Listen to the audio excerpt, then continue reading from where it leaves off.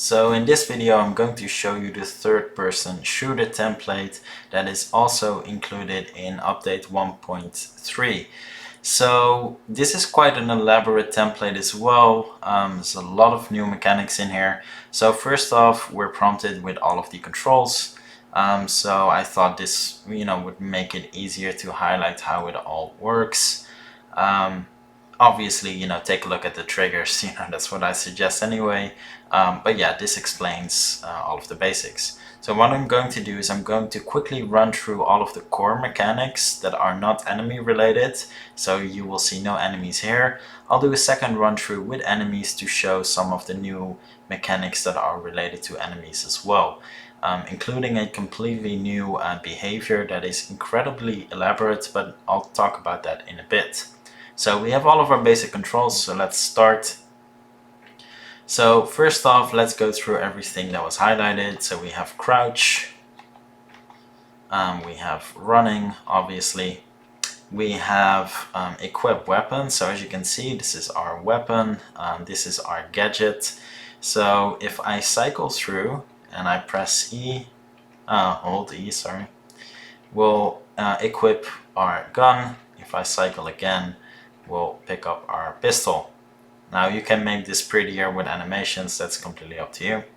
So if I hold Alt, it will bring up a weapon wheel that allows us to cycle through gadgets and even different gun.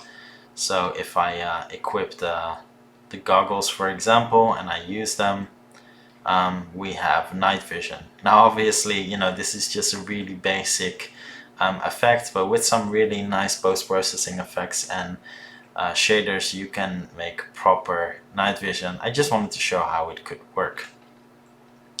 So we have all of that. So all of the controls were highlighted there, but there are some world space controls as well. So for example, climbing, which is using traversal, is in here. As you can see, we can climb down as well, or we can just fall off. We have these fences we can vault as well. Now these are actual rigid bodies, meaning they can fall over, which will impact if you can vault them as well.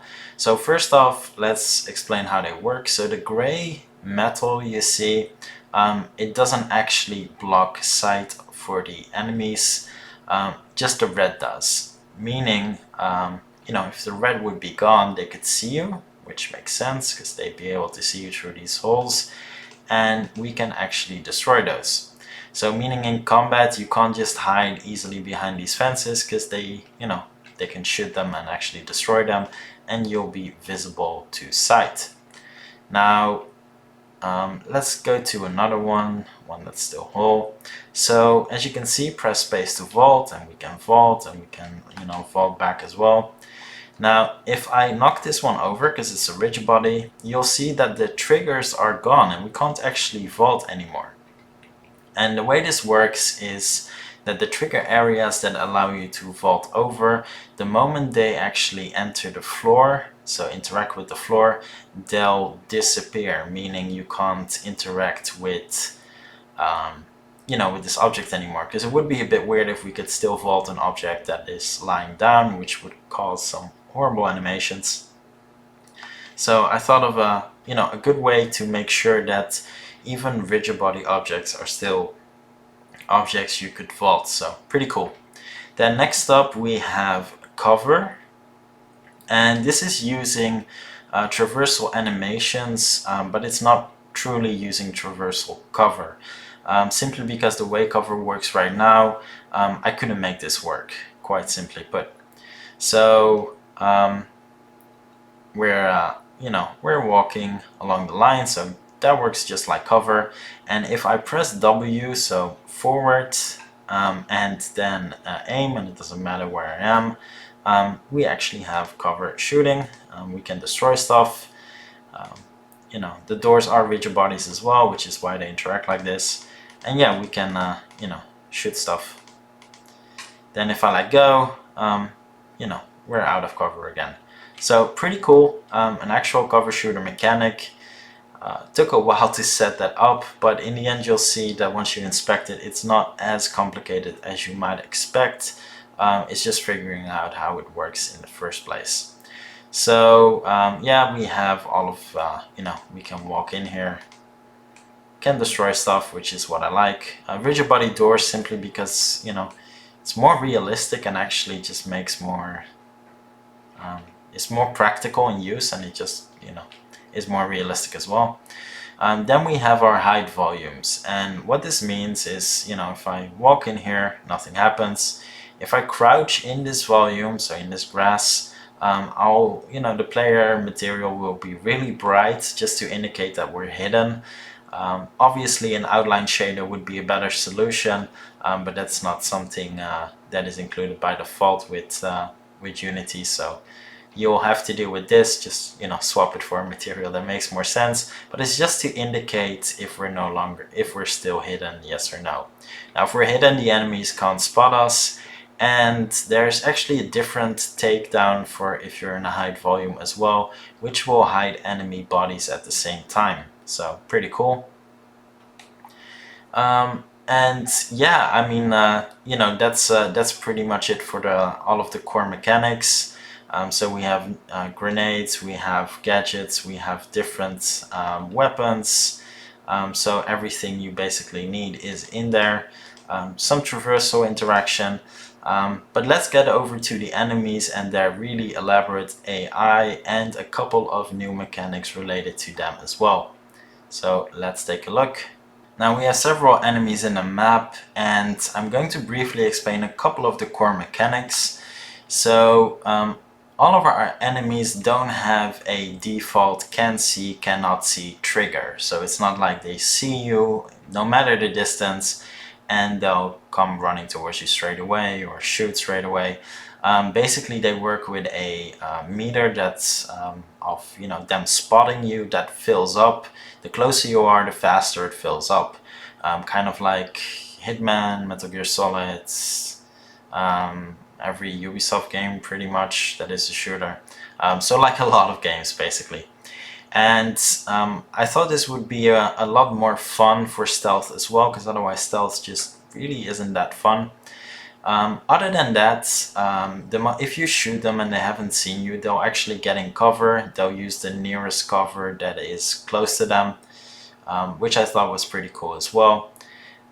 Then another thing is that they can actually react to gunshots and other things that would make sound. So for example, in this scene, just the glass breaking actually makes sound other than gunshots. They'll investigate, so they'll investigate the source of the glass that is broken. A gunshot obviously is if you shoot, so they'll come investigate you, which would make it actually useful to have a silencer, for example. So thought it was pretty interesting. They're also going to react to dead bodies, and well, that's something that I thought was interesting. A lot of stealth games have that, but obviously that would mean that I'd have to create some new controls as well. So right now you'll see his meter fill up, and I'm going to hide again, and if it fills up to 80%, he'll start investigating what's going on. If he fills up to 100, he'll engage in combat, and if he shoots, other enemies that are close to him will hear that shooting as well, because it's a gunshot. So as you can see, we can take him down, and we have this new option which is called carry. So we can actually carry him and go somewhere a bit more hidden to drop his body so they cannot actually spot his body. And there we go. So enemy is hidden. As you can see, the gun actually drops. So it drops a different prefab, so a new one gets instantiated, which is just the same as he uses. And if you want a game where this is actually a pickup, it's a cool way to do it. So let's continue. So we have a couple more enemies, and the way I set it up is one of them is patrolling inside and the other one is patrolling outside. The one that is inside can also walk out, so I'm going to try to stay hidden here. As you can see, he's walking outside, interacting with the doors as well. One of the main reasons to use rigid bodies or well, any type of trigger really is so that enemies can interact with them without having to set up anything additionally. So I'm going to try to stay hidden this whole time. I'm not going to shoot here. Kind of want to show how the stealth works. I mean, shooting is shooting, right?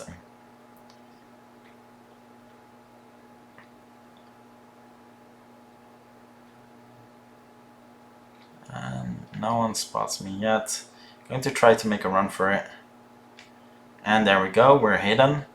So I'm going to well, I need to make sure no one can actually see me. And there we go. So I'm going to show the different takedown as well if you're actually inside of a hide volume, which I thought was pretty cool. So here, you'll drag him in and the body will remain there, but the body doesn't have a collider, so can't be spotted because he's in the hide volume. I thought that was pretty cool. So it's a pretty cool way to